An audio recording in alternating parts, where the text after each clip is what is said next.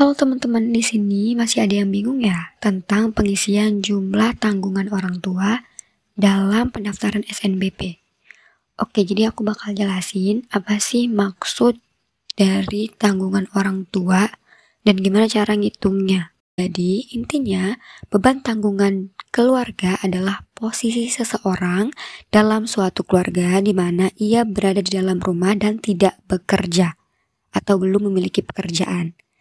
Disclaimer ya, di sini juga posisi seorang tersebut bisa berada di luar rumah ya, jauh dari rumah, tapi masih bisa dikatakan beban apabila biaya hidupnya masih ditanggung oleh orang tua.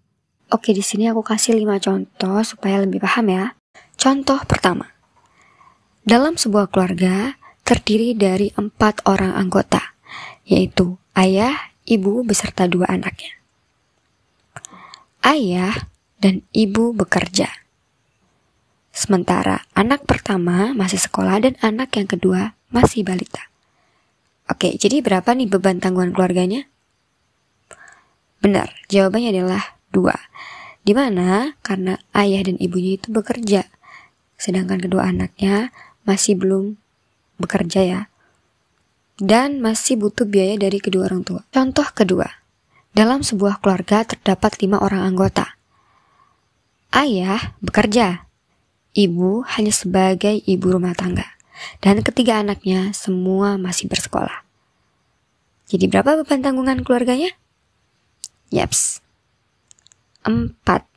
Dimana hanya di sini kan 5 orang nih, yang bekerja hanya ayah. Jadi beban tanggungnya adalah 4 orang. Contoh ketiga, di sini mulai agak rumit ya. Aku 4 bersaudara. Dan aku adalah anak ketiga. Ayah dan ibuku bekerja. Kakak pertamaku sudah menikah. Kakakku yang kedua belum memiliki pekerjaan. Sedangkan adikku masih balita. Oke, jadi ilustrasi tersebut berapa beban tanggungannya? Oke, kita hitung ya. Terlebih dahulu kita harus tahu jumlah anggotanya. Dia mengatakan 4 bersaudara ya. Sosok aku di sini mengatakan 4 bersaudara, ditambah ayah dan ibunya, jadi 6 anggota keluarga. Di sini ayah dan ibu bekerja, jelas bukan beban tanggungan. Kemudian kakak yang kedua itu belum memiliki pekerjaan. Oke, masuk nih ya dalam beban tanggungan. Kemudian sosok aku di sini masih sekolah, berarti juga termasuk dalam beban tanggungan. Dan yang terakhir adiknya masih balita, juga masuk dalam beban tanggungan. Jadi jumlah beban tanggungnya adalah 3 orang. Contoh keempat. Dalam sebuah keluarga terdapat 6 orang anggota. Ayah dan ibu sudah bekerja. Anak pertama sudah memiliki pekerjaan. Anak kedua juga sudah memiliki pekerjaan. Anak ketiga adalah seorang perempuan dan ia sudah menikah. Anak yang keempat masih sekolah. Jadi berapa beban tanggungannya? Yes, 1. Karena di sini mereka semua itu udah bekerja dan yang satu udah menikah ya, otomatis sudah nggak masuk dalam beban tanggungan. Jadi hanya 1 yang masih bersekolah. Oke, contoh yang kelima, itu contoh yang terakhir ya. Aku 2 bersaudara. Ayahku dan ibuku bekerja. Aku memiliki seorang kakak. Kakakku tidak berada di rumah sekarang. Ia sedang menempuh pendidikan kuliah yang berada jauh dari rumah, atau bisa dikatakan kos ya.